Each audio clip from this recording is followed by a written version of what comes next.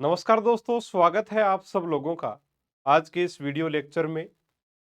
तृतीय श्रेणी अध्यापक के लिए जो सीरीज हमारी चल रही है साइंस की, टॉपिक वाइज प्रश्नों की, जो कि एनसीईआरटी पर आधारित है, उसमें आज हमारा टॉपिक रहेगा उत्तक।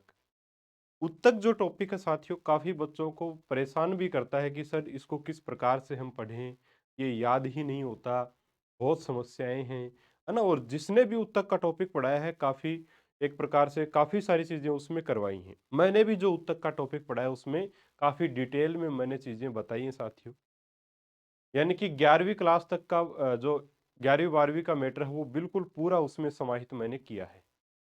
लेकिन अगर आपको उत्तक का टॉपिक समझ नहीं आता है सही से, तो एक राय मैं आपको ये देना चाहूँगा कि उत्तक के टॉपिक को आप कक्षा 9 की जो पुस्तक है, एनसीईआरटी कक्षा 9 की पुस्तक है, उसमें से आप इस टॉपिक को साथियों करें, है ना। उस बुक में से करोगे तो ज़्यादा बेटर इसलिए रहेगा क्योंकि उसमें बहुत ज़्यादा मैटर नहीं दिया गया है, काम की चीज़ें दी गई हैं। और अभी तक हाल फिलहाल में 2 क्वेश्चंस जो हैं वो इस उत्तक वाले टॉपिक से आए हैं, ठीक है? 1 मिनट, 1 या 2 क्वेश्चन, 1 या 2 क्वेश्चन जो वो एग्जाम में आए हैं। और वो इसी जो एनसीईआरटी की आपकी बुक है 9th क्लास की, उसी में से पूछे गए हैं सीधे-सीधे, है ना। तो अपने लिए काफ़ी महत्वपूर्ण किताब है। अगर आप बहुत डिटेल में इसको नहीं पढ़ना चाहते, तो कक्षा 9 की जो एनसीईआरटी की बुक है, उसमें से इस टॉपिक को आप तैयार कर लो, बहुत अच्छा आप लोगों के लिए रहेगा। दूसरी एक चीज़ ये बताना चाहूँगा कि जो आपके प्री ग्रेड 3rd के जो एग्ज़ाम हैं, है ना? उसके लिए बच्चे बोल रहे हैं कि सर आप जल्दी से जल्दी लेके आओ। तो अभी देखिए लगभग 50 दिन का समय बाकी है और 5 प्री ग्रेड 3rd एग्ज़ाम मैं आप लोगों के करवाऊँगा साथियों, ठीक है? 5 एग्ज़ाम हम लोग करेंगे। उसके लिए अलग से कोर्स जो वो हमारे एप्लीकेशन पे लॉन्च कर दिया जाएगा। एप्लीकेशन का लिंक डिस्क्रिप्शन बॉक्स में है, तो आप ज़रूर उससे जुड़ सकते हैं। इन 5 पेपर्स में जो आपका मैटर रहेगा, वो साथियों साइंस यानी विद्यालय जो विषय हैं, गणित और विज्ञान, उसमें एनसीईआरटी के प्रश्न रहेंगे, गणित में नहीं रहेंगे, ठीक है? क्योंकि गणित की किताबों में आपको पता है कि थ्योरम्स ज़रूर हैं, लेकिन उन्हीं के ऊपर आधारित प्रश्न जो है वो उस टेस्ट में आपको मिलेंगे। ये नहीं है कि बहुत कुछ अलग आ जाएगा, ऐसा नहीं होगा। तो साइंस जो है वो लगभग आपकी एनसीईआरटी के ही प्रश्न उसमें रहेंगे, क्योंकि सिलेबस भी अपना वहीं से, तो वहीं से अपना बना पेपर बनना चाहिए। तो बिल्कुल सिलेबस के अकॉर्डिंग पांचों पेपर रहेंगे। जीके भी जो आपका सिलेबस है उसी के अकॉर्डिंग लिया जाएगा सब कुछ। तो बहुत जल्द इसके बारे में मैं आपको बता दूंगा, कोर्स लॉन्च करते ही आपको वीडियो में बताया जाएगा। चिंतित होने की आवश्यकता नहीं है, पांचों पेपर बहुत अच्छे अ, बनाए जाएंगे। साथ ही जो कर्मचारी चयन बोर्ड है उसको ध्यान में रख करके बनाए जाएंगे और आपके सिलेबस को ध्यान में रखकर बनाए जाएंगे, ठीक है साथियों। तो चलिए अब बिना समय गवाए शुरू कर लेते हैं आज के अपने वीडियो लेक्चर को। और जो भी बच्चा नया चैनल पर जुड़ा है, वो चैनल को सब्सक्राइब जरूर कर ले। यहाँ पर आपको बेनिफिट ही मिलेगा, नुकसान कुछ नहीं है। पहला प्रश्न अपना, निम्न कथनों पर विचार करिए तथा सत्य कथन का चयन करें। पहला, सही से नहीं दिख रहा होगा आपको, अभी दिख रहा है शायद। हाँ, पहला कथन है, शरीर के अंदर एक निश्चित कार्य एक निश्चित स्थान पर कोशिकाओं के एक विशिष्ट समूह द्वारा संपन्न किया जाता है। कोशिकाओं का यह समूह उत्तक कहलाता है। यानी शरीर के अंदर एक निश्चित कार्य निश्चित स्थान पर और कोशिकाओं का एक विशिष्ट समूह, यानी कि अगर हम उसको बोले कोशिकाओं का एक विशिष्ट समूह ही क्या कहलाता है, उत्तक कहलाता है ना। लगभग एक जैसे उत्तक, एक प्रकार का कार्य करने वाले जो उत्तक मिलते हैं, तब किसका निर्माण होता है, अंग का निर्माण होता है। और अंग से तंत्र का निर्माण होता है और तंत्र से पूरे शरीर का निर्माण होता है, ठीक है। तो कोशिका से, एक ही प्रकार की कोशिकाओं से क्या बनेगा, उत्तक ही बनेगा। तो पहली डेफिनेशन बिल्कुल ठीक है उत्तक की।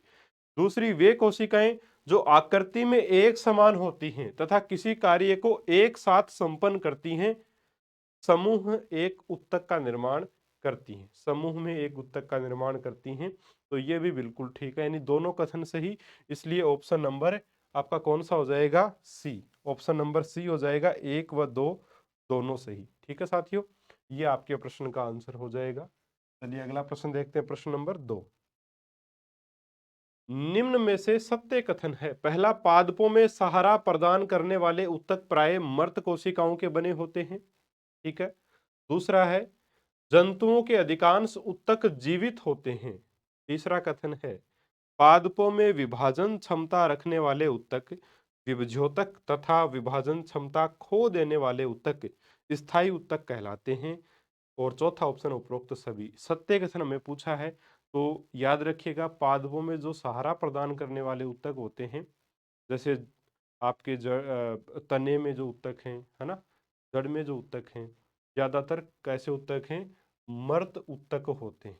मृत उत्तक ये रहेंगे साथियों। ठीक है। जैसे जाइलम फ्लोएम है ना, संवहन उत्तक है। तो इसमें ज्यादातर जो कोशिकाएं होती हैं वो मृत ही होती हैं। चलिए,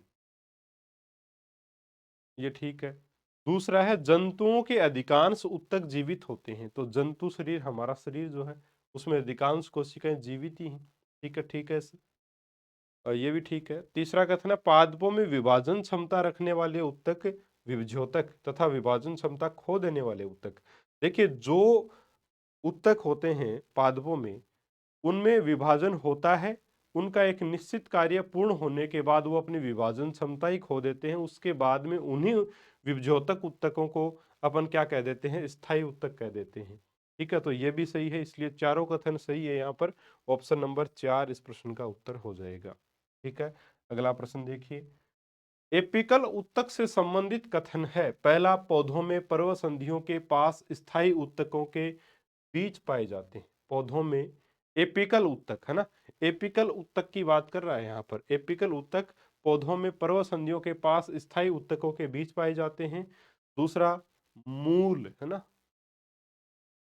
मूल तथा तने के परिपक्व क्षेत्रों में पाए जाते हैं। जड़ व तने के शीर्ष पर वर्दी वाले भाग में पाया जाता है तथा यह इनकी लंबाई में वृद्धि करता है। और चार, उपरोक्त सभी। तो एपिकल जो उत्तक होता है वो पौधों में पर्व संधियों के पास स्थायी उत्तकों के बीच में पाया जाएगा। ये इस प्रश्न का सही उत्तर होगा। थोड़ा सा इसका डिस्कशन हम आगे स्लाइड्स में करेंगे। देखिए यहाँ पे सबसे पहले बात करें शीर्षस्थ या एपिकल विभज्योतक उत्तक की। तो इसमें क्या होता है? ये जड़ व तने के शीर्ष पर वर्दी वाले भाग में पाया जाता है तथा यह इनकी लंबाई में वृद्धि करता है। कौन? शीर्षस्थ विभज्योतक ये रहा, देखिए यहाँ। ठीक है, वर्दी वाले भाग में है। पार्श्वीय विभज्योतक, जिसको अपन कैम्बियम बोलते हैं, मूल तथा तने के परिपक्व क्षेत्रों में ये पाए जाते हैं। ठीक है, तने का जो परिपक्व पार्श्वीय विभज्योतक, तने का जो परिपक्व क्षेत्र, बीच वाला क्षेत्र है, वहां पाए जाते हैं। पार्श्वीय विभज्योतक के कारण मूल व तने की परिधि में क्या होती है? वृद्धि होती है, मोटाई में वृद्धि होती है इसी कारण से। ठीक है, उसके बाद में अंतर्वेशी विभज्योतक। तो कुछ पौधों में पर्व संधियों के पास, पर्व संधियां, ये जैसे पत्ता यहां से निकल के गया, ये पर्व संधि है, ये वाली, ये। ठीक है, कुछ पौधों में पर्व संधियों के पास स्थायी उत्तकों के बीच ये जो आपके अंतर्वेशी विभज्योतक उत्तक हैं वो पाए जाते हैं। तो ये इसका स्क्रीनशॉट अगर आप लोग लेना चाहो तो जरूर ले सकते हैं, है ना। और हो सकता है यहाँ से सीधा सीधा प्रश्न बन जाए, क्योंकि पहले भी सीधे सीधे प्रश्न जो वो एनसीईआरटी की इस 9th क्लास की बुक में से पूछे जा चुके हैं। मैं आपको आगे दिखाऊंगा। ठीक है, कल कोशिका वाले में भी हमने बात की थी और उत्तक वाले में भी ऐसे प्रश्न हैं। निम्न में से सत्य कथन नहीं है। एक विभज्योतक की कोशिकाएं अत्यधिक क्रियाशील होती हैं। ठीक है, अत्यधिक क्रियाशील होती हैं विभज्योतक की। ठीक ही है बात, तभी तो वृद्धि करेंगे वो, है ना। विभज्योतक की कोशिकाओं में बहुत अधिक कोशिका द्रव्य तथा मोटी कोशिका भित्ति और स्पष्ट केंद्रक होता है। विभज्योतक की कोशिकाओं में रसधानी नहीं होती है। या चार, उपरोक्त सभी। तो हम लोग क्या करते हैं, पादप कोशिका, हम लोग जानते हैं कि भाई पादप कोशिका में तो कोशिका सॉरी जो रसधानियां होती हैं वो बड़ी होती हैं, है ना, ये सब लोग मानते हैं।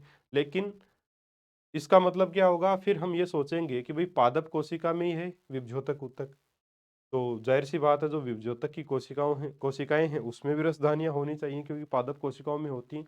लेकिन विभज्योतक उत्तक जो है उसकी कोशिकाओं में रसधानियां जो है वो नहीं पाई जाती है। बिल्कुल सही बात है, यह भी ठीक है। ये भी सही है, लेकिन यहाँ पर ये गलती है, पतली कोशिका भित्ति होती है इनकी, मोटी नहीं होती, पतली कोशिका भित्ति साथियों इनकी होती है। ठीक है, बस यही यहाँ पे गलत है, बाकी सब कुछ ठीक है। तो ऑप्शन नंबर 2 सत्य कथन नहीं है, ऑप्शन नंबर 2 जो है वो यहाँ सही उत्तर हो जाएगा अपना। स्पष्ट केंद्रक होता है, अत्यधिक कोशिका द्रव्य में भरा होता है, साथ ही पतली कोशिका जो भित्ति है वो पाई जाती है। ठीक है, चलिए। विभज्योतक ऊतक द्वारा विशिष्ट कार्य करने के लिए, विभज्योतक ऊतक के द्वारा विशिष्ट कार्य करने के लिए स्थायी रूप और आकार लेने की क्रिया को क्या कहते हैं?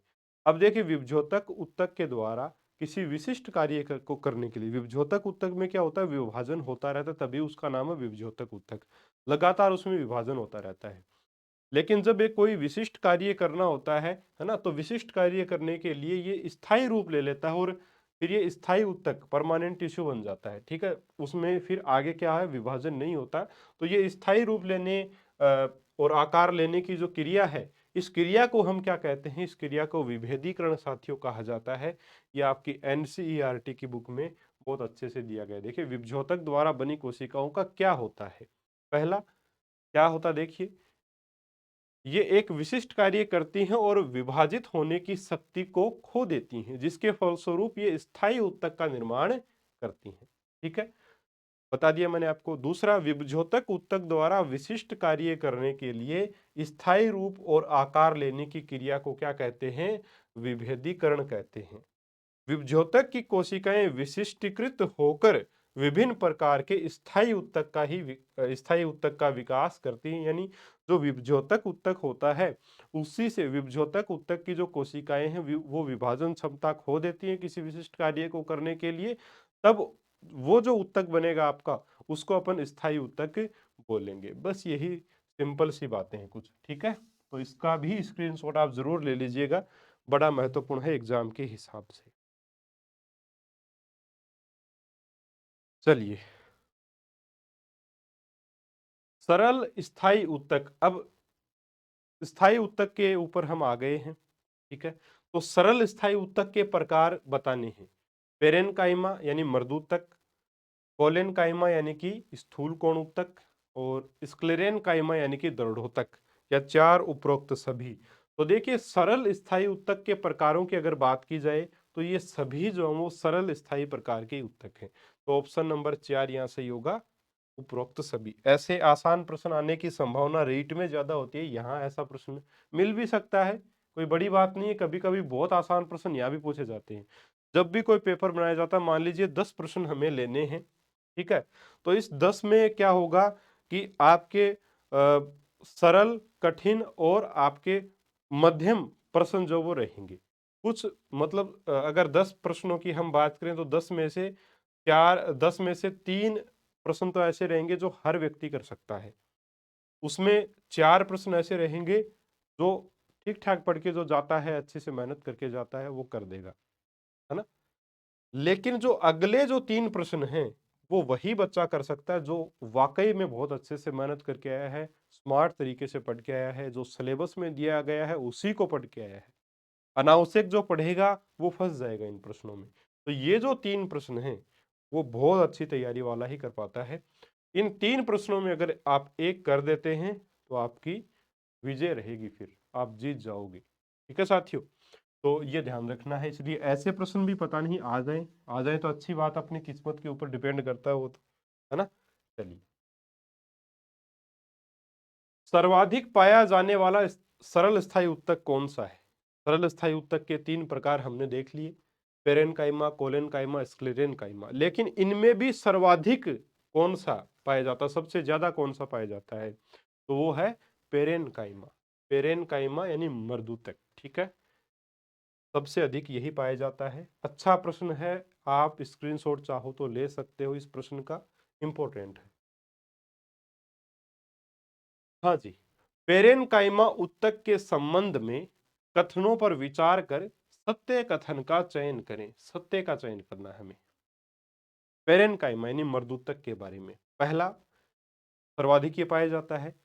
पेरेनकाइमा उत्तक की कोशिकाओं की कोशिका भित्ति पतली होती है तथा यह जीवित कोशिकाएं होती हैं।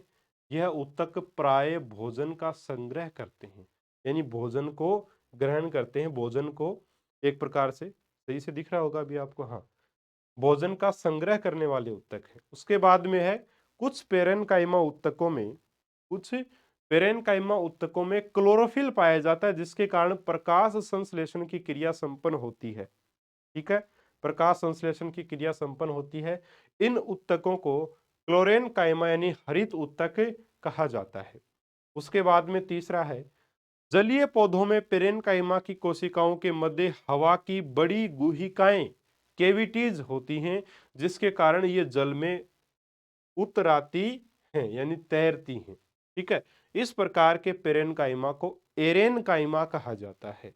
उपरोक्त सभी, अब प्यारे साथियों मैं आपको एक चीज बताना चाहूंगा, प्रश्न अगर बनता है सरल ऊतक से या स्थायी ऊतक से, तो यहां से बनने की संभावना बहुत ज्यादा है इस पूरे प्रश्न में से। उसका कारण ये है कि पेरेनकाइमा, ठीक है, एक तो सबसे अधिक मात्रा में पाया जाने वाला सरल स्थायी ऊतक है, दूसरा एक इसको क्लोरेनकाइमा कब बोलेंगे और एक इसको एरेनकाइमा कब बोलेंगे। देखिए, कुछ पेरेनकाइमा ऊतकों में क्लोरोफिल पाया जाता है ना, जिसके कारण प्रकाश संश्लेषण की क्रिया संपन्न होती है। इन ऊतकों को फिर अपन पेरेनकाइमा न बोल करके क्लोरेनकाइमा बोल देते हैं। ठीक है, ये प्रश्न बन जाएगा, क्लोरेनकाइमा के ऊपर बन सकता है। उसके बाद में जलीय पौधों में, है ना, तो ये सीधा सीधा आ सकता है कि पेरेनकाइमा उत्तक जो वो किन पौधों में पाया जाता है। पेरेनकाइमा, सॉरी माफी चाहूंगा, एरेनकाइमा ना, एक मिनट, पेरेनकाइमा तो पढ़ी रहे हम, एरेनकाइमा, एरेनकाइमा उत्तक किन पौधों में पाया जाता है, जलीय पौधों में पाया जाता है। सीधा सीधा प्रश्न बन सकता है आपका, याद रखिएगा इसको। ठीक है, क्योंकि इनमें बड़ी बड़ी गुहिकाएं होती हैं जिनमें क्या होता है, हवा होती है ना, उसकी वजह से पानी के ऊपर तैरते रहते हैं। सारे कथन बिल्कुल सही हैं और ये बहुत अच्छा प्रश्न है, आपको स्क्रीनशॉट जरूर ले लेना चाहिए इसका। यह प्रश्न वाकई में इंपॉर्टेंट है साथियों, आप देखोगे कभी ना कभी यहाँ से प्रश्न जरूर बन जाएगा आपका। लीजिए, ये जो प्रश्न है ये भी इंपॉर्टेंट है एग्जाम के हिसाब से। पौधे में लचीलेपन का गुण खालिस्तान के कारण होता है। पेरेनकाइमा, कोलेनकाइमा, स्क्लेरेनकाइमा, इनमें से कोई नहीं। देखिए, लचीलेपन का गुण कोलेनकाइमा की वजह से होगा। इसके कारण होगा कोलेनकाइमा, ये तो दृढ़ोतक है, दृढ़ रहेगा। स्क्लेरेनकाइमा तो कठोर चीज के लिए है, लेकिन स्थूल कोण ऊतक या कोलेनकाइमा जो है, उसी के कारण पौधे में लचीलेपन का जो गुण है वो पाया जाता है। ऑप्शन 2 सही होगा। एनसीईआरटी में सीधा सीधा दिया गया, इसलिए बहुत महत्वपूर्ण प्रश्न बन जाता है कि पौधों में लचीलेपन का गुण जो वो किस ऊतक के कारण होता है, तो वो आपके कोलेनकाइमा के कारण होगा। ठीक है, अब देखिए ये प्रश्न भी इंपॉर्टेंट है और एनसीईआरटी बुक में भी दिया गया ये प्रश्न तो आपके, है ना, जो पाठगत प्रश्न जिसको हम बोलते हैं, यानी पाठ के अंदर जो प्रश्न आते हैं उसमें ये प्रश्न दिया गया है कि नारियल का रेशे युक्त छिलका, जो ऊपर नारियल के रेशे युक्त छिलका होता है, खालिस्तान ऊतक से बना होता है। अब मैंने अभी अभी आपको बताया, भाई जो छिलका होता है वो दृढ़ होता है कि लचीला होता है, दृढ़ होता है। दृढ़ होता है तो दृढ़ोतक का बना होगा, यानी कि स्क्लेरेनकाइमा का बना होता है। महत्वपूर्ण प्रश्न है, और ये प्रश्न साथियों अपने राजस्थान में तो नहीं आया है, लेकिन अदर जो एग्जाम्स है एसएससी वगैरह, रेलवे वगैरह के, उसमें पूछा जा चुका है ये प्रश्न, तो बड़ा महत्वपूर्ण हो जाता है ये प्रश्न भी। स्क्लेरेनकाइमा दृढ़ोतक से बना होता है, स्क्रीनशॉट आप ले सकते हैं। ठीक है, हाँ जी, स्क्लेरेनकाइमा के लिए सत्य कथन है। स्क्लेरेनकाइमा ऊतक के लिए सत्य कथन कौन सा है? पहला, यह ऊतक पौधों को कठोर एवं मजबूत बनाता है। दूसरा, इस ऊतक की कोशिकाएं जीवित होती हैं। तीसरा, इस ऊतक की भित्ति लिग्निन के कारण मोटी होती है। ये भित्तियां प्राय इतनी मोटी होती हैं कि कोशिकाओं के भीतर कोई आंतरिक स्थान नहीं होता है। ठीक है, ये भित्तियां, हाँ जी समझ गए। चलो स्क्लेरेनकाइमा की बात करें, अभी मैंने आपको बताया स्क्लेरेनकाइमा यानी कि दृढ़ोतक, कठोर आवरण बनाने के लिए है, तो ये कठोर और मजबूत होता है, बिल्कुल ठीक है, कोई गलत नहीं है इसमें। इस ऊतक की कोशिकाएं जीवित होती हैं, जीवित होती हैं क्या? नहीं होती हैं साथियों, जीवित थोड़ी होती हैं। जो नारियल का छिलका होता है वो जीवित होता है क्या? नहीं होता। तो ये मृत होता है, ये मृत कोशिकाएं हैं।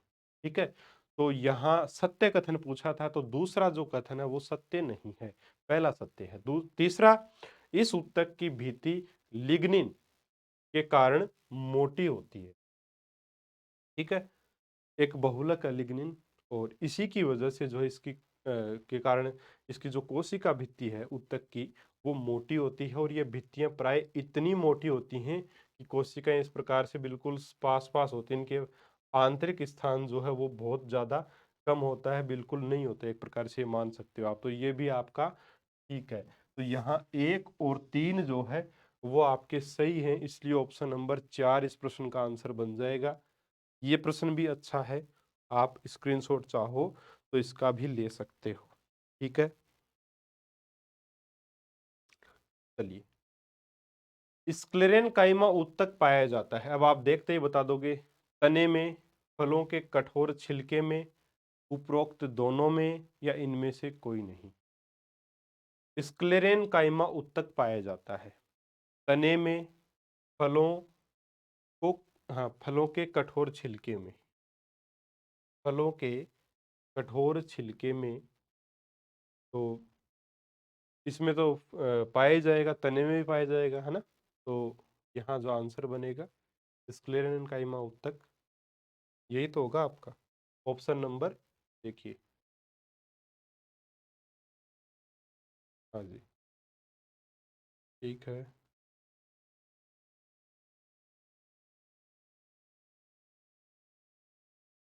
हाँ, उपरोक्त दोनों में, ऑप्शन नंबर सी।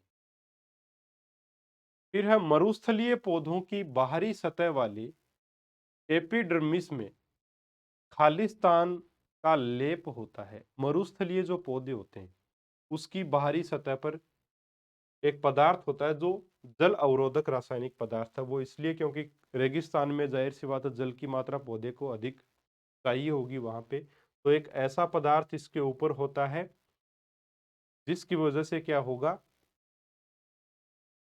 जल का जो है वो हानि नहीं होगी जल की, एक प्रकार से, है ना। तो यहाँ जो आपका आंसर होगा वो होगा क्यूटीन।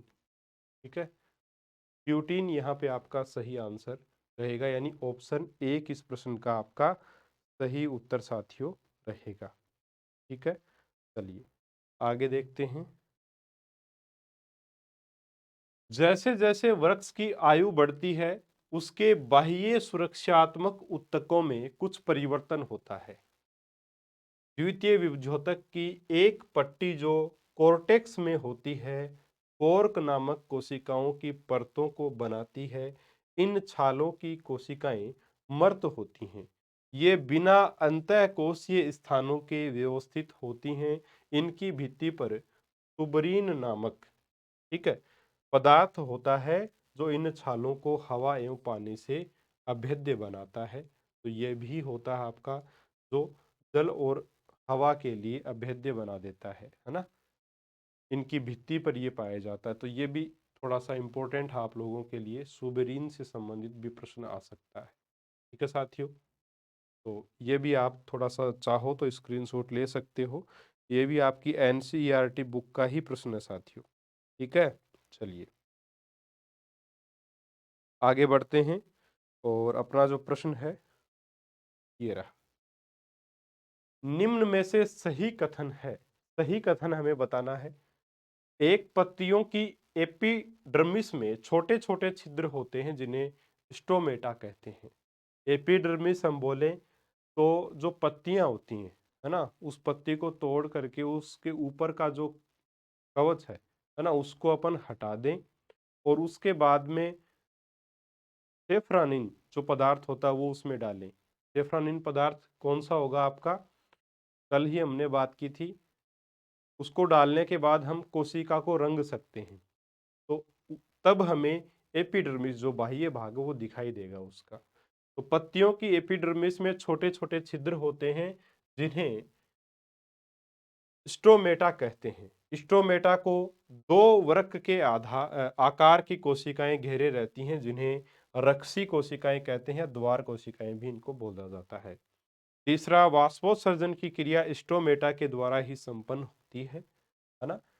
जब वाष्पोत्सर्जन होगा तब तो ये द्वार कोशिकाएं खुल जाएंगी, स्टोमेटा ओपन हो जाएगा, वाष्पोत्सर्जन की क्रिया हो जाएगी। जब नहीं होगा तो रक्षी कोशिकाएं बंद होंगी, तो वो स्टोमेटा को बंद कर देती है ना। तो यहाँ सारे कथन ठीक है, इसलिए उपरोक्त सभी इस प्रश्न का आपका सही उत्तर जो है वो हो जाएगा। अगला प्रश्न देखें, संवहन बंडल का निर्माण होता है, संवहन बंडल का निर्माण होता है जाइलम, ठीक है, जाइलम ऊतक द्वारा, फ्लोएम ऊतक द्वारा, उपरोक्त दोनों के द्वारा, या इनमें से कोई नहीं।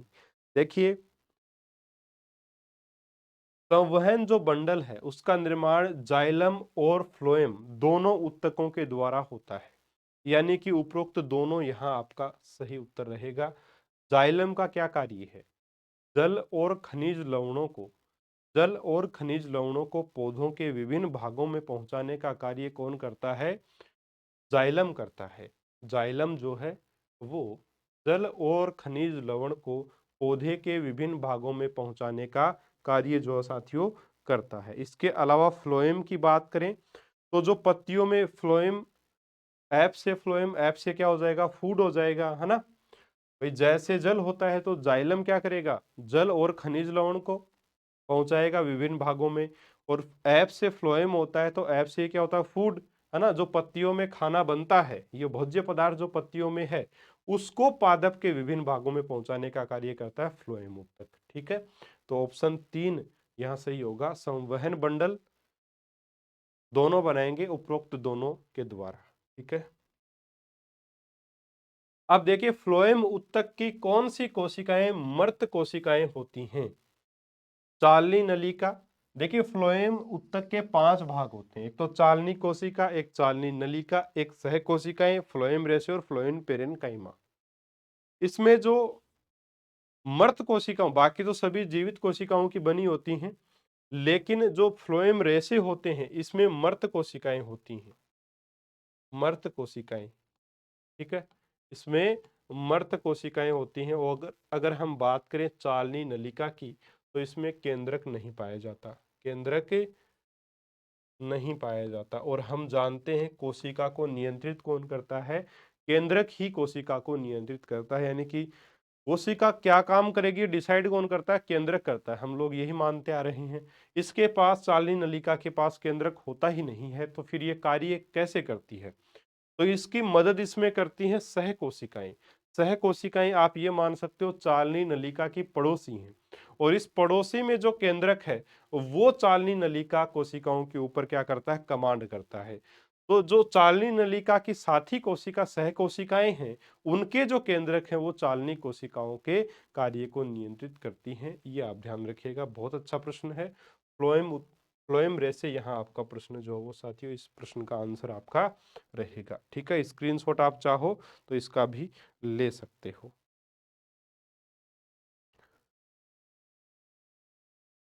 हाँ जी, जंतु शरीर को ढकने या बाह्य रक्षा प्रदान करने वाला ऊतक है। जंतु शरीर को ढकने या बाह्य रक्षा प्रदान करने वाला ऊतक। अभी तक हमने जो ऊतक पढ़े वो पादप ऊतक से संबंधित प्रश्नों को हमने किया। अब हम जंतु ऊतकों के बारे में पढ़ेंगे, ठीक है। जिसमें आपका पहला प्रश्न है कि जंतु शरीर को ढकने या बाह्य रक्षा प्रदान करने वाला ऊतक, यानी कि हमारी त्वचा हम मान सकते हैं, कौन सा ऊतक है? उपकला ऊतक या एपिथेलियम, संयोजी ऊतक यानी कि कनेक्टिव, पेशी ऊतक यानी कि मस्कुलर, तंत्रिका ऊतक यानी कि नर्वस। अब देखिएगा, नाम से ही बिल्कुल स्पष्ट है, संयोजी कनेक्टिव है, अंदर है, पेशी ऊतक मस्कुलर मसल्स में है, तंत्रिका ऊतक नर्वस सिस्टम सारा का सारा। जंतु शरीर को ढकने के लिए उपकला ऊतक, उपकला ऊतक है ना, तो एपिथेलियम आंसर आपका रहेगा। एपिथेलियम ऊतक, उपकला ऊतक, इसके लिए सही आंसर आपका रहेगा, ठीक है। पक्षमाभी यानी सीलिया, स्तंभाकार एपिथेलियम पाए जाते हैं आंत में, श्वास नली में, हृदय में, आमाशय में। पक्षमाभी शब्द जहां भी आएगा इसका मतलब श्वास नली में आपका आंसर फिर बनेगा, ठीक है। पक्षमाभी स्तंभाकार एपिथेलियम कहाँ पाए जाते हैं? श्वास नली में पाए जाते हैं। स्क्रीनशॉट आप जरूर ले लीजिएगा।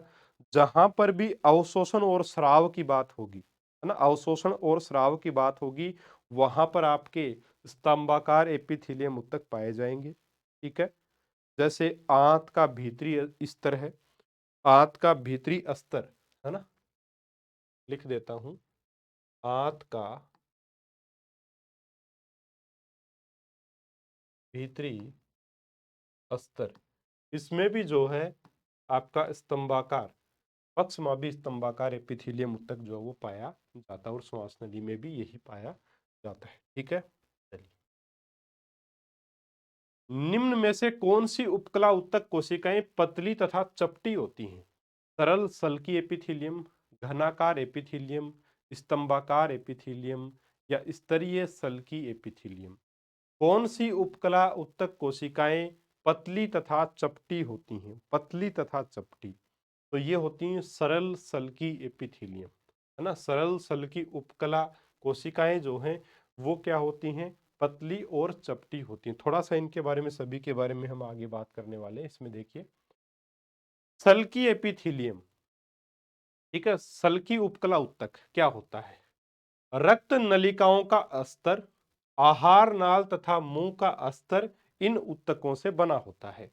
यह पतली तथा चपटी होती हैं। बिल्कुल शॉर्ट में साथियों मैंने ये मैटर लिखा है यहाँ पर, तो डिटेल में है किताब में, 9th की बुक में भी जो इंपॉर्टेंट है वो चीजें आपके लिए लिखी हैं, स्क्रीनशॉट जरूर ले लीजिएगा। बी पॉइंट है स्तंभाकार एपिथेलियम। ये ऊतक वहां पाए जाते हैं जहां अवशोषण और स्राव होता है, अभी मैंने आपको बताया, जैसे आंत का भीतरी स्तर, श्वास नली का अंदर का स्तर। जब इन कोशिकाओं में, कौन सी में? स्तंभाकार एपिथेलियम जो कोशिकाएं हैं, इनमें जब सीलिया उपस्थित होते हैं तब इन्हीं कोशिकाओं को पक्षमाभी एपिथेलियम भी बोल देते हैं। ठीक है, पक्षमाभी एपिथेलियम भी बोल देते हैं। तो ये प्रश्न भी बन सकता है कि स्तंभाकार एपिथेलियम में जब पक्षमाभ उपस्थित हो जाते हैं तो उनको किस प्रकार की एपिथेलियम बोला जाता है? तो बोलते हैं पक्षमाभी एपिथेलियम। ठीक है, सी है घनाकार एपिथेलियम। ये वृक्कीय नली तथा लार ग्रंथि की नली के अस्तर का निर्माण करते हैं, जहां यह उसे यांत्रिक सहायता भी प्रदान करते हैं। घनाकार एपिथेलियम वृक्कीय नली और लार ग्रंथि की नली के अस्तर का निर्माण करते हैं। इंपॉर्टेंट है, इसको याद ही रखना पड़ेगा। देखिए, है ना, कुछ चीजें जो बायो में हैं समझने की है ही नहीं, याद करना ही पड़ेगा उसमें है क्या। शॉर्ट में लिख दिया है, ये तो आपको याद होना चाहिए साथियों, ऐसा नहीं चलेगा कि आप याद नहीं करो इस चीज। डी है स्तरीय सल्की एपिथेलियम। त्वचा की एपिथेलियम कोशिकाएं कई स्तर से बनती हैं, अतः इसे स्तरीय सल्की एपिथेलियम कहते हैं। त्वचा में पाया जाता है स्तरीय सल्की एपिथेलियम। त्वचा को कटने फटने से बचाने का ये कार्य करता है। ठीक है, बिल्कुल आसान है, कोई दिक्कत नहीं, बस इसका स्क्रीनशॉट आप जरूर ले लें। ठीक है, एपिथेलियम यानी उपकला ऊतक बिल्कुल शॉर्ट में आपका यहाँ पे कंप्लीट होता है ना। और भी आपको पढ़ना चाहिए, ज्यादा पढ़ना है 9th की बुक पढ़ लो, और भी ज्यादा पढ़ना है तो 11th की बुक पढ़ लो साथियों, एनसीईआरटी की। ठीक है, चलिए, स्क्रीनशॉट ले लिया होगा आप लोगों ने। हाँ जी, निम्न में से सत्य कथन नहीं है। रक्त एक तरल संयोजी ऊतक है। दो अस्थि कोशिकाएं कठोर आधात्री में धसी होती हैं जो कैल्शियम तथा फास्फोरस से बनी होती हैं। तीसरा, अच्छा इसमें आंसर पहले से लगा हुआ है। दो अस्थियां आपस में एक दूसरे से एक अन्य संयोजी ऊतक जिसे कंडरा कहते हैं से जुड़ी होती हैं। इनमें से कोई नहीं, ये चौथा ऑप्शन है। तो निम्न में से सत्य कथन नहीं है, ये पूछा है। तो देखिए, अस्थि को अस्थि से जोड़ने वाला जो आपका संयोजी ऊतक होता है, संयोजी यानी कनेक्टिंग टिश्यू, है ना, अभी हमने बात की थी। तो कनेक्टिंग टिश्यू की बात की जाए तो अस्थि को अस्थि से जोड़ता है आपका कंडरा, नहीं जोड़ता, स्नायु जोड़ता है, स्नायु, लिंगामेंट। ठीक है, जो कि क्या होता है? लचीला, लचीला व मजबूत, बहुत ज्यादा लचीला होता है और मजबूत भी होता है। ठीक है।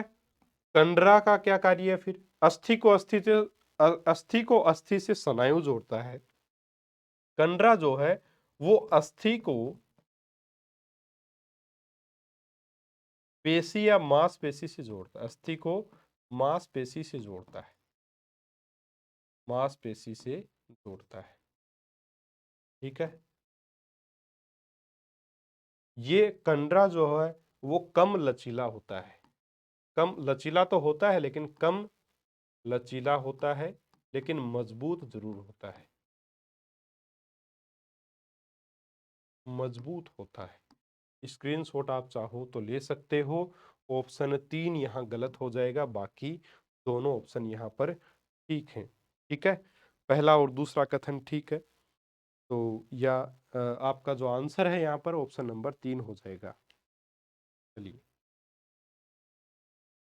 हाँ जी, यहाँ पर हमें बताना है उपास्थि उत्तक के बारे में असत्य कथन है।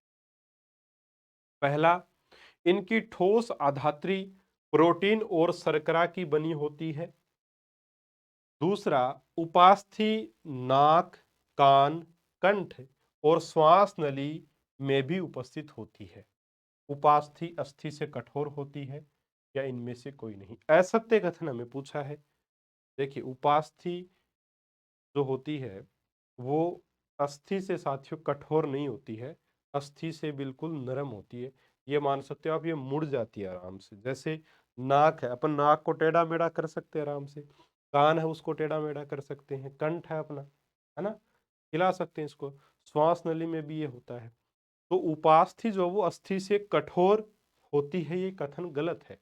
असत्य कथन पूछा था, यही इसका आंसर हो जाएगा। बाकी बिल्कुल ठीक है। उपास्थि की जो आधात्री है ना, मैट्रिक्स जो है वो प्रोटीन और शर्करा की बनी होती है। तो यहाँ आंसर हो जाएगा ऑप्शन नंबर 3। बिल्कुल आसान। ठीक है, अब देखिए आगे चलते हैं।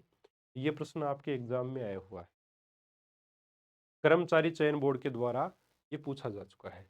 एरियोलर संयोजी उत्तक, संयोजी उत्तक में ही प्रकार है एरियोलर। एरियोलर संयोजी उत्तक नहीं पाया जाता है। एक, त्वचा और मांसपेशियों के बीच में। दो, आंतरिक अंगों के बीच में। तीन, रक्त वाहिकाओं के आसपास में। और चार, अस्थि मज्जा में। ये सारे के सारे नाम आपके एनसीईआरटी की 9th क्लास की बुक में दिए गए, इसलिए मैं बोल रहा हूं उत्तक अगर आपसे डिटेल में नहीं पढ़ा जाता मत पढ़िए। सिर्फ 9th क्लास की बुक में से आप वो चैप्टर कर लीजिए उत्तक वाला, आपका सिलेक्शन हो जाएगा उत्तक के आधार पर अगर पेपर होता है तो। कहने का मतलब क्या है मेरा?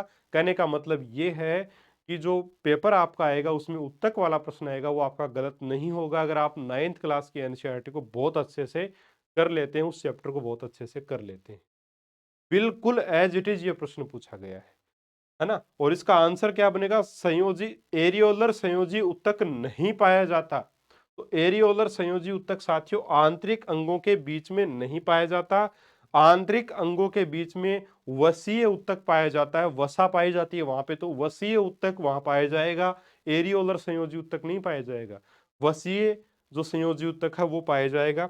मैं दिखा देता हूं आपको, देखिए बिल्कुल किताब की फोटोकॉपी आप मान सकते हो, ये ऐसा ही बुक में लिखा है, सेम टू सेम मैंने यहाँ लिख दिया है कि एरियोलर संयोजी उत्तक त्वचा और मांसपेशियों के बीच में, रक्त नलिका के चारों ओर तथा नसों और अस्थि मज्जा में पाया जाता है।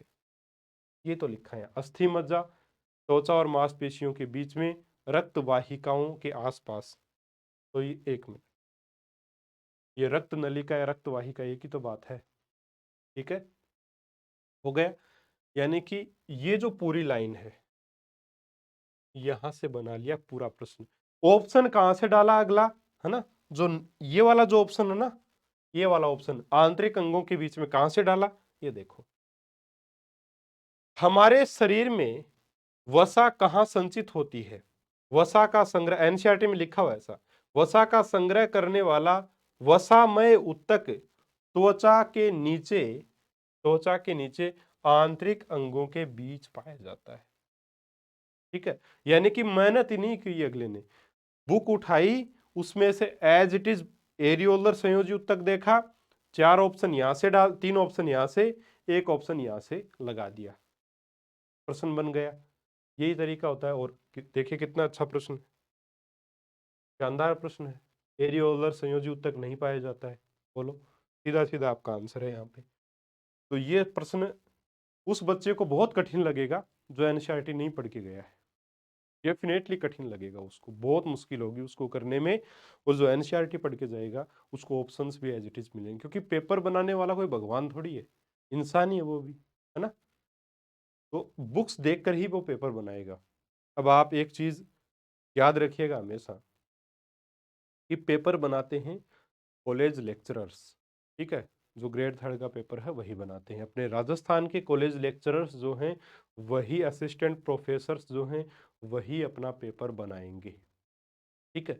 अब कौन होगा वो, कौन नहीं होगा, ये थोड़ी पता है हमें, ये तो हमें पता नहीं है कौन होगा, लेकिन बनाते वही हैं, ठीक है। अब जाहिर सी बात है कि 10वीं तक का लेवल हमें देना है, 10वीं तक की बुक्स में से सिलेबस दिया गया है। तो जब वो पेपर बनाएगा तो वो किताबों को उठाएगा, और ऐसी कोई भी बात नहीं है कि जो आदमी को हर वक्त याद रहती हो, ठीक है। तो वो पेपर बनाएगा तो उन बुक्स में से देख के ही बनाएगा। तो वो क्यों मेहनत करेगा ज्यादा, ऑप्शन भी सीधे सीधे वहीं से उठाएगा, जैसे इस प्रश्न में किया है। कल भी मैंने आपको बताया था अल्पपराश्रयी विलयन वाला की कोशिका भित्ति जो वो फटने से उसको बचा लेती है, किस विलयन में, अल्पपराश्रयी विलयन, ठीक है, उसका आंसर था। सीधा सीधा एनसीईआरटी की लाइंस उठा ली। ये अभी हाल फिलहाल के आए हुए प्रश्न बता रहा हूं मैं आपको, तो एनसीईआरटी को पढ़िए, फायदा आपको निश्चित ही होगा, ठीक है। 30 प्रश्नों में से कोई 4-5 प्रश्न आपको इधर उधर से बाहर से मिल जाए तो कोई बड़ी बात नहीं है। उसके लिए ऐसा नहीं है कि हम एनसीईआरटी को छोड़कर कुछ और पढ़ने लग जाएं। कुछ और पढ़ने लग गए, मान लीजिए वो 5 प्रश्न तो हमने कर लिए, बाकी 25 रह गए, तो एनसीईआरटी को पढ़ना है। हमने एनसीईआरटी को एक पूरे कोर्स में पढ़ा है साथियों, और तभी मैं आपको एनसीईआरटी की प्रश्न करवा रहा हूँ, क्योंकि इसी से फायदा होगा, है ना। बहरहाल इसका स्क्रीनशॉट आप जरूर ले लीजिए, इसका स्क्रीनशॉट आप जरूर ले सकते हैं।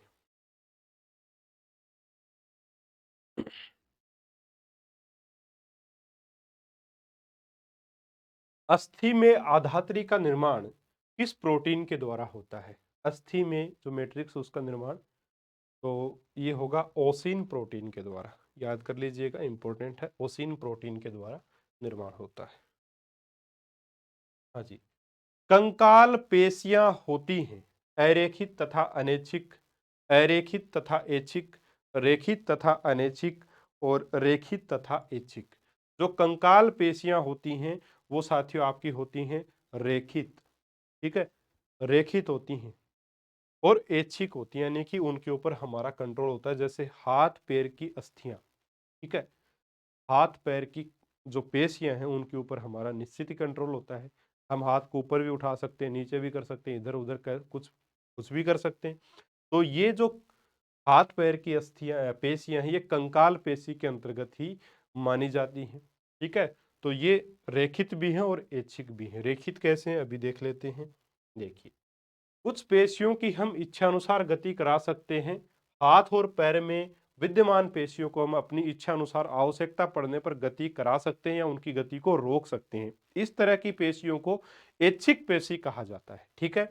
इन पेशियों को कंकाल पेशी भी कहा जाता है, क्योंकि ये अधिकतर हड्डियों से जुड़ी होती हैं तथा शारीरिक गति में सहायक होती हैं। सूक्ष्मदर्शी से देखने पर ये पेशियां हल्के तथा गहरे रंगों में एक के बाद एक रेखाओं या धारियों की तरह प्रतीत होती हैं। इसी कारण इसे रेखित पेशी भी कहते हैं, ठीक है। रेखित पेशी क्यों कहते हैं पता चल गया। इस ऊतक की कोशिकाएं लंबी बेलनाकार शाखा रहित और बहुनाभीय होती हैं, ठीक है साथियों। तो कंकाल पेशी या आपकी हम बोलें रेखित और ऐच्छिक पेशी, है ना, उसकी डिटेल्स हैं, एनसीईआरटी से ली गई हैं details, as it is lines आपके लिए हैं, स्क्रीनशॉट आप इसका ले सकते हैं। चिकनी पेशी उत्तक के लिए सही है। रेखित तथा ऐच्छिक, अरेखित तथा ऐच्छिक, रेखित तथा अनैच्छिक और अरेखित तथा अनैच्छिक। तो देखिए, चिकनी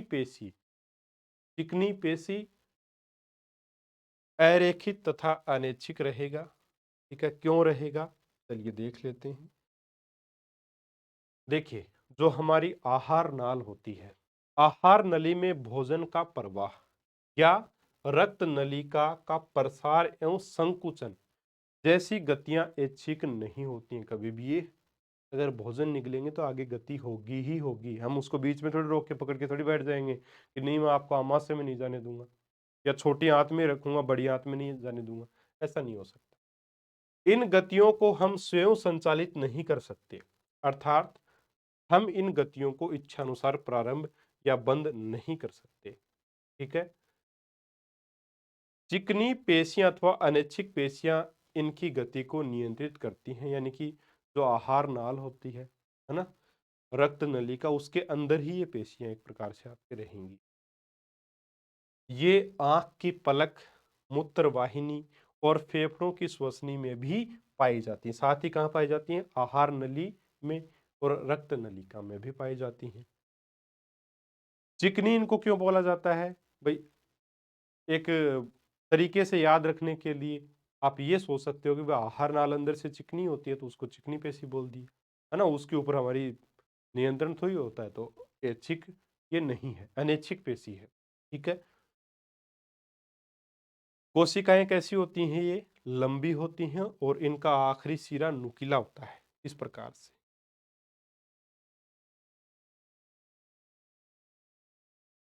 नुकीला सिरा ऐसे होता है।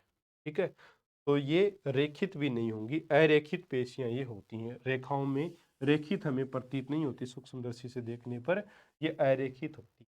ठीक है, तो इसका भी आप चाहो तो स्क्रीनशॉट साथियों ले सकते हो, चाहो क्या आपको ले लेना चाहिए, ले लेना चाहिए इसका स्क्रीनशॉट। चलिए,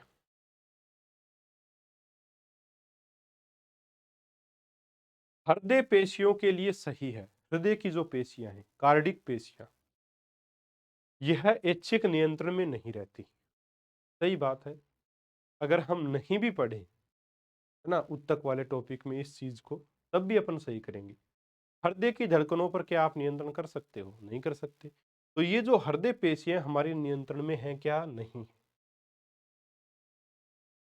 कुछ लोग अपने हृदय की धड़कन को कहते हैं कि स्वामी विवेकानंद जी जो थे, वो हृदय धड़कन को भी रोक लेते थे। अब ऐसा जो काम है अभी हाल फिलहाल में मेरे हिसाब से कोई कर सकता है या नहीं, मुझे इस बारे में नहीं पता, लेकिन ये बहुत ज्यादा, अब हृदय धड़कन को रोक लेना मतलब मरने के समान ही है ना। सुना हुआ ऐसा मेरा ये अब ये सच है या नहीं है, नहीं बोल सकता इसके बारे में, मैंने ऐसा सुना है। अब ये सही है या गलत मुझे नहीं पता, लेकिन ऐसा विज्ञान की दृष्टि से देखे तो पॉसिबल नहीं है। बाकी साधना से सब कुछ किया जा सकता है, वो तो हम एक अलग विषय हो जाता है फिर। यह ऐच्छिक नियंत्रण में नहीं रहती हमारे, सही बात है। यह पेशी रेखित होती हैं, यह पेशी कैसी होती हैं, रेखित होती हैं। अब ये प्रश्न मैंने टेस्ट सीरीज में भी डाला हुआ है ऐप में, तो बच्चों ने कमेंट कर रखा है कि सर हृदय पेशी रेखित नहीं होती, आपने गलत बताया है। गलत नहीं बताया, सही बताया। 11वीं क्लास की एनसीईआरटी की बुक उठाना, उसमें साफ साफ लिखा है कि हृदय पेशियां रेखित होती हैं, बिल्कुल पूरी क्लियर लाइन लिखी हुई है, इसलिए सही है, याद रखिएगा इसको। ठीक है, तो उपयुक्त दोनों दोनों बिल्कुल सही कथन है यहाँ पे अपने आप में। ऑप्शन आपका 3 यहाँ सही उत्तर हो जाएगा। थोड़ा सा डिटेल है कि हृदय की पेशियां जीवन भर लयबद्ध होकर प्रसार एवं संकुचन करती रहती हैं, लब डब की आवाज आती रहती है, धड़कन जिसको हम बोलते हैं।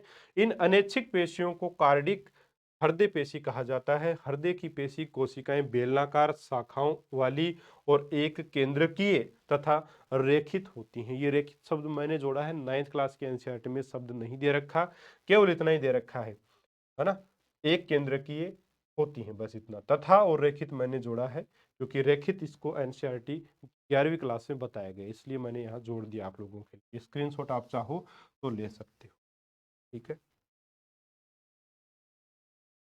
अगला प्रश्न, निम्न कथनों में से सत्य कथन का चयन करें। पहला, पेशी ऊतक हमारे शरीर में गति के लिए उत्तरदायी है। बिल्कुल सही बात है। पेशी ऊतक की वजह से ही गति होती है, मांसपेशियों की वजह से तो गति होती है। तंत्रिका ऊतक न्यूरॉन्स यानी कि तंत्रिका कोशिका का बना होता है। सही बात है। तंत्रिका तंत्र जो है पूरा का पूरा तंत्रिका कोशिकाओं से मिलकर के बना है। तंत्रिका कोशिका जिसमें कोई विभाजन नहीं होता है। तंत्रिका ऊतक और इनका आकार भी नहीं बदलता है, वैसी रहती हैं ये। तंत्रिका ऊतक मस्तिष्क मेरुरज्जु में पाया जाता है। तंत्रिका ऊतक, ठीक है, मस्तिष्क मेरुरज्जु में पाया जाता है। ठीक है, तंत्रिका ऊतक मस्तिष्क और मेरुरज्जु में ही पाया जाता है। सही है, तंत्रिका तंत्र जब हम पढ़ते हैं वही पढ़ते हैं। सही है ये पॉइंट भी। तो उपयुक्त सभी सारे सही हैं यहाँ पे। तंत्रिका कोशिका जो है वो स्थायी कोशिका है, लेकिन जो हम कभी भी अपना आकार बदल सके ऐसी कोशिका पूछ ले तो वो अमीबा है ना। अपना भोजन अपनी कोशिका को बढ़ा करके ही तो ग्रहण करता है। तो एक कोशिकीय जीव भी है, वही उसकी कोशिका, वही उसका पेट, वही उसका सब कुछ है, पैर भी वही है। तो यहाँ उपरोक्त सभी आपका आंसर होगा। देखिए साथियों, इसमें जो तंत्रिका कोशिका थी उसके बारे में मैंने एक ही प्रश्न इसलिए लिया है क्योंकि तंत्रिका तंत्र हमारे सिलेबस में एक पूरा पार्ट दिया हुआ है। साथ ही जो रक्त जो है वो एक तरल संयोजी ऊतक है ना, कनेक्टिव टिश्यू है, तरल संयोजी ऊतक है। लेकिन रक्त के बारे में आरबीसी डब्ल्यूबीसी से संबंधित यहाँ अगर मैं प्रश्न लेता तो और ज्यादा प्रश्न बन जाते, जबकि वो टॉपिक हमें अलग से भी पढ़ना है। तो वहीं उन प्रश्नों को हम लोग ले लेंगे, यहाँ पर उन प्रश्नों को मैंने नहीं लिया है। ठीक है, और तंत्रिका कोशिका से संबंधित प्रश्नों को, तंत्रिका तंत्र से संबंधित या तंत्रिका ऊतक से संबंधित जो भी प्रश्न हैं उनको हम साथियों ले लेंगे तंत्रिका तंत्र वाले चैप्टर में। जैसे अपने सिलेबस में वो नाम दिया गया नियंत्रण एवं समन्वय। नियंत्रण एवं समन्वय में हमें तंत्रिका तंत्र और अंतःस्रावी तंत्र ही पढ़ना होता है। ठीक है, तो ऑप्शन 4 यहाँ सही हो जाएगा। और इस प्रकार से आपके सारे के सारे प्रश्न कंप्लीट होते हैं ऊतक वाले टॉपिक के। मुझे पूर्ण विश्वास है कि आज का जो ये सेशन है आपको निश्चित ही पसंद आया होगा। ऊतक का थोड़ा बहुत डर तो आपके दिमाग से जरूर निकला होगा, फिर भी कुछ अगर डर है अभी भी तो वो आप निकाल सकते हो। 9th क्लास की एनसीईआरटी की बुक आप पढ़ लीजिएगा। उस चैप्टर को आपका मन नहीं करता तब भी आप पढ़ लो एक बार बस। कभी कभी क्या होता है कि हमारा मन नहीं करता कुछ काम करने का, लेकिन फिर भी अगर हम उसको कर लेते हैं तो एक संतुष्टि मिलती है कि चलो यार कर लिए इसको, ठीक है, हो गया ये काम। तो वैसे ही आप टॉपिक अगर उत्तक का छोड़ रहे हो, क्योंकि कुछ बच्चों ने मेरे पास कॉल किया कि सर उत्तक वाला टॉपिक नहीं हो रहा है, या हम आपके नोट्स ले रहे हैं, सेकंड ग्रेड की तैयारी कर रहे थे, तो मैं उनको सामने से ही बोल देता हूँ कि उत्तक का टॉपिक मत करना आप नोट्स में से, है ना, आप करना 9th क्लास की बुक में से बस। क्योंकि मैंने करवाया डिटेल में, और वो इसलिए करवाया क्योंकि मैंने 31 अक्टूबर 2022 को पूरा सिलेबस आपका साइंस का और गणित का करवा दिया था हमारे एप्लीकेशन। ठीक है, उसके बाद में टेस्ट सीरीज पे काम शुरू कर दिया और दिसंबर से आपके साथ फिर लगे ही हुए हैं इस काम में। ठीक है, तो यही सब कुछ है। 9th क्लास के एनसीईआरटी एक बार जरूर पढ़ लीजिएगा, अच्छी बुक है। 9th और 10th की प्रश्न काफी देखने को आपको वहां से मिल सकते हैं। तो चलिए मिलेंगे हम अगले वीडियो में एक और शानदार टॉपिक के साथ। वीडियो अगर अच्छा लगा है आपको, चैनल को ज़रूर सब्सक्राइब कीजिएगा, अपने साथियों के साथ भी शेयर कर सकते हो आप, और हमारा एप्लीकेशन भी आप डाउनलोड कर सकते हो। काफ़ी बच्चे मैसेज करते हैं कि सर एप्लीकेशन में कुछ है ही नहीं, तो आप लोगों ने पुराने वाला एप्लीकेशन डाउनलोड कर रखा है अभी भी, जबकि नया एप्लीकेशन हम लोगों ने लॉन्च कर दिया है। ये आर ऐसे अपना लोगो है, आर बना हुआ है अंदर, ये देखिए आप यहाँ जो लोगो अपना, ये यही तो है अपना। ठीक है, ये वाला जो लोगो है, इस वाले लोगो में आर के ऊपर न्यू शब्द लिखा हुआ है, रेड कलर का करके ऐसे न्यू शब्द लिखा हुआ है ऐसे, तो कोर्स ये वाला आपको डाउनलोड करना है। ठीक है, तो ये वाला ऐप आप डाउनलोड करोगे तो निश्चित ही आपको सारा मैटर मिलेगा, ऐसा सब कुछ आपको वहाँ पे मिल जाएगा। तो वो आप डाउनलोड कीजिएगा, टेस्ट सीरीज आप ले सकते हैं। अच्छा, ये भी पूछ रहे हैं बच्चे कि सर टेस्ट सीरीज में जो पहले जो टेस्ट आ चुके हैं, क्या वो टेस्ट भी हम दे सकते हैं? बिल्कुल दे सकते हो, कितनी भी बार दे सकते हो। लेकिन जो 5 टेस्ट मैं आप लोगों के लिए अभी लेके आऊँगा, वो टेस्ट आप केवल एक ही बार दे सकते हो। ठीक है, हालांकि ये नहीं है कि जिस तारीख को हम लॉन्च करेंगे उसी दिन सारे टेस्ट आपको मिल जाएंगे, ऐसा नहीं है। बिल्कुल आपको टाइम टेबल बताएंगे, उसी दिन वो टेस्ट आएगा, उसी दिन आपको वो टेस्ट देना होगा या 2 दिन का टाइम दे देंगे। उसके बाद उसमें आप टेस्ट जो है वो साथियों, हालांकि जो बच्चा टेस्ट नहीं दे पाया पहले, है ना, वो दे जरूर पाएगा टेस्ट को, उसको बाद में जो कोर्स लेगा वो भी दे पाएगा। जैसे मान लो कि हमारा एक पेपर 15 जनवरी को है, ठीक है, तो 15 जनवरी को मान लीजिए किसी ने 16 जनवरी को टेस्ट लिया, तो 15 जनवरी वाला टेस्ट भी दे पाएगा, ऐसी कोई बात नहीं कि दे नहीं पाएगा। ठीक है, तो चलिए मिलेंगे हम अगले वीडियो में एक और नए टॉपिक के प्रश्नों के साथ। तब तक के लिए नमस्कार। जय हिंद, जय भारत।